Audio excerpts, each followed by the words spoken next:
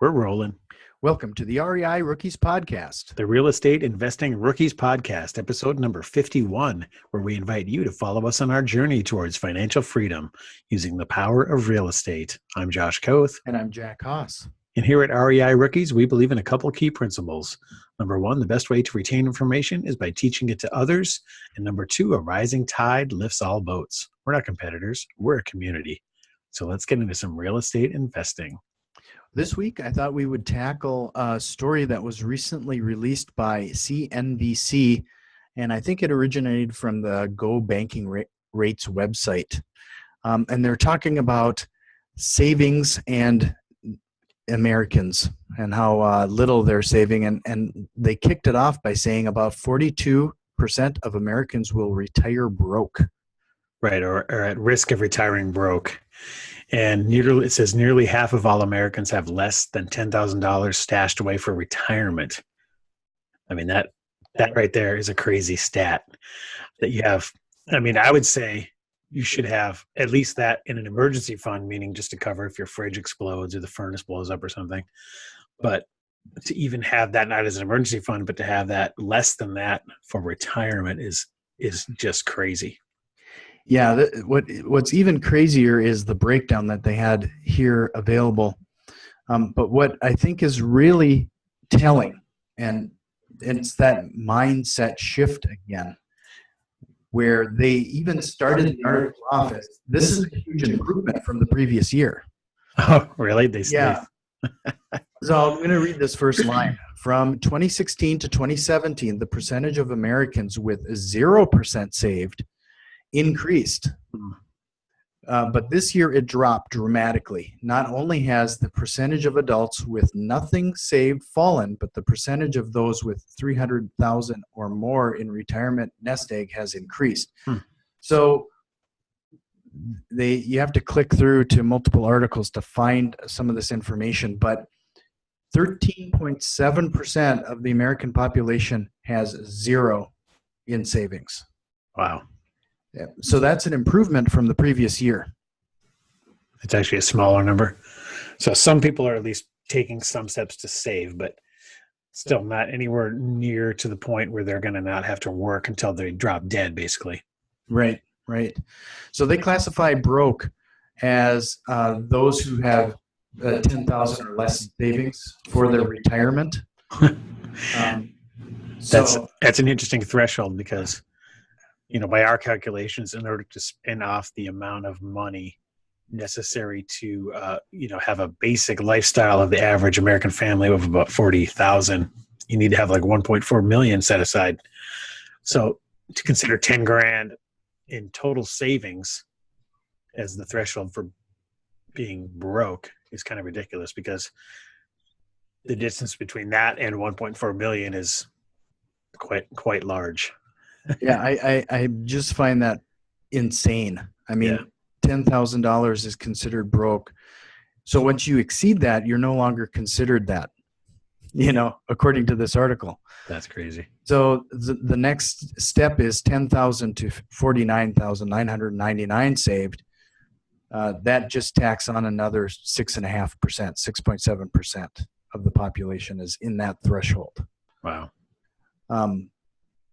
But what you're even saying, Josh, is that, you need closing in on $2 million to hit 40,000 a year. They don't even have that as a breakdown. I know this chart goes up to 300K plus, and 300K plus seems like an unattainable number. And we're sitting here saying, if all you have is 300,000, you're not going to be able to spin off $40,000 a year, which would be a reduction in lifestyle for most people. You're not going to be able to spin that off, not even anywhere close to that. And you're going to start eating into the principal. And then it's just a matter of how long are you going to live? Are you going to outlive that? Are you going to run out of money before you die? So they updated that threshold. You had said 40,000 too. The Bureau of Labor Statistics now has that as an average adult 65 and older is going to spend 46,000 a year. And that might be true. And where I was getting the 40,000 was kind of just the average family income, like the median income, family household income. That's probably slightly increased over the last couple of years as it I would hope would always do, but it's somewhere between that 40 and 50,000. But the minutia almost doesn't matter. It's you're so far off from being able to retire comfortably with only having 300,000, which is considered the top bracket of this chart. They don't even exceed 300,000. You're so far off from that it almost doesn't even matter whether it's 46,000, 50,000, 55,000. They have no chance of spending out that amount of money at all. So, I guess the question for us as real estate investors is how can we change that trajectory, or how do we not be a part of that? What I would say is a casualty. If you're in that group of 10,000 or less saved, or even $300,000 saved, you're not going to be able to retire comfortably, certainly not earlier than 65, and not without a massive reduction in lifestyle. Yeah, and it would really be neat to see, in that 300,000 pool, how many have actually achieved the level of savings that would be really required. The good news is that if you plan to die in the next 5-6 years after retirement, you can. That's really how much savings you have at 300,000. Yeah, you can make it about 5 years, and then you're on the principal. And if you're depending on where they have it invested, they're going to maybe get between 5 and 10% if it's aggressively invested. And the other thing is, as people near that retirement age, they typically move their investments from what is perceived as higher return, higher risk investments into lower return, lower risk, safer investments, right? So the amount that they're generating an ROI is typically lowered as they approach it, so that they're even less likely to generate a high enough return to get anywhere close to that goal. Yeah, so I was really surprised by these statistics, and when they started breaking down the reasons why people aren't investing, I find some of these interesting too, because we hear some of these excuses, and I've actually thought of them myself, and trying to convince myself real estate investing was the way to go. Mm-hmm. But the number one reason is I don't make enough money. It's so funny, right? Because people use that as an excuse why they don't start investing in real estate. I don't have any money. Well, as we realized, and we know for certain now, money is the least of your issues as far as being a roadblock to purchasing real estate. As we've stated many times, if you find a deal, that money will follow. Somebody's going to want to profit from that deal or participate in those profits with you, or you'll be able to borrow the money and give them a rate of return that's exceeding what they're getting wherever else they have their money invested. If the deal has enough meat on the bones for everybody, that money will follow the deal. So that's, removed in our minds, it's removed as an excuse. In fact, the other day we just had this discussion where we came across a good deal and we didn't have the funds figured out how we were going to purchase it for certain. So I asked you, and I said, what do you think? Should we go ahead and call this and get this locked up? And what'd you say? Yeah, we should be able to. I think I said I was 80% confident that we Right. And you're never going to be 100, right? No, you're never going to be 100. But what I think is interesting is that even a year or two ago, I would say probably closer to 2 years ago, if you would have asked me that question, I would have probably given you another answer. Right. Now the mindset has changed so much. If you really have a true good deal, mm-hmm. You're right. You just have to make sure you tell enough people, and the money will come. Exactly. So that's removed as an excuse. It's one of these overlapping excuses about why they don't save for retirement. Same reason they don't invest in real estate. And really, that's a BS reason. I don't make enough money. I mean, there's two ways to rectify that. Either go out and make more money or spend less money. I mean, if you work on both sides of that equation, whose responsibility is that, right? In America, we have, the freedom to educate yourself wherever you'd like and go anywhere and work in any type of industry. Your options are limitless, right? So there's always a way out there to make more money and a way to spend less money. If you have to get some roommates, you got to share a house, live in cheaper housing, move to a place where housing is more affordable, reduce your biggest expenses in life, increase on the income side. There's no way you can't generate a spread there where you can have some extra money. And then it's just a question of what's the best way to redirect that money for maximum return for your household. And we've decided that real estate is that method, that the best way to get the highest return. But not making enough money is not an excuse or a legitimate reason in my mind. And that's why, according to this chart, 40% of people weren't able to save for retirement. Well, the number 2 reason is I'm struggling to pay my bills, which I think you could put in that same bucket, is I don't have enough money. Yeah, that's just 64%, 65% of the whole pie is that. So right there, wipe off 65% of the reasons. As to me, is completely fixable by your own efforts, right? Right. And then the next category is I won't need retirement for savings. Now, that one needs some clarification. Does that mean they're independently wealthy and, they have royalties coming in from some other means that they don't have to have their own retirement savings, or their kids are going to take care of them? Or I don't understand what that one needs a little more drilling down. Yeah. How do you interpret that? I actually think it may be just a sad excuse of what I think it is, but I actually think that it's people deciding that they don't take that responsibility upon themselves. So they're just kind of giving up, huh? Yeah, or they expect someone or some mystical force to take care of them right into their retirement.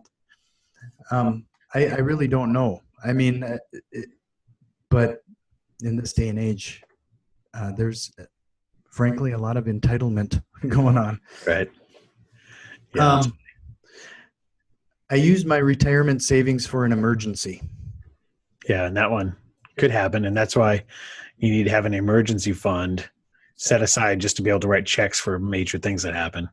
Obviously, not medical emergency is the one type of thing where it's almost impossible to set aside enough money for, to self-insure, because if you get cancer or something and you have to pay a couple $100,000 or something in treatments. I mean, that's one of the main reasons people go bankrupt. So that one would be a valid reason in my mind. But if you needed to yank your 401k because you had to replace your furnace in your house, well, that was just a lack of planning really on your part, because everyone should have an emergency fund, because everything in your house, unless you're renting, is going to break at some point and need to be replaced probably while you live there.